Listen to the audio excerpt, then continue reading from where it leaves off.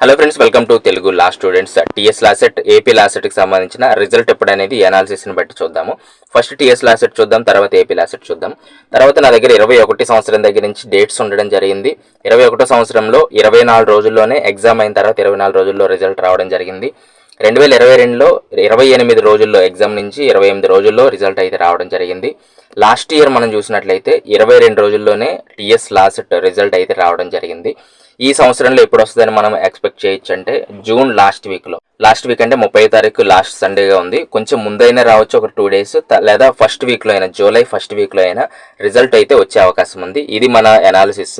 మరి వాళ్ళు ఎప్పుడు రిలీజ్ చేస్తారనేది మనకి అఫీషియల్గా అయితే వాళ్ళు ఎప్పుడు ఇంకా రిలీజ్ చేయలేదు. కాబట్టి July first week or June last వీక్లో అయితే వచ్చే అవకాశం అయితే ఉంది.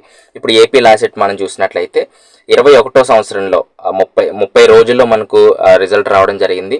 22లో అయితే 24 రోజుల్లోనే వాళ్ళు రిజల్ట్ ఇవ్వడం జరిగింది.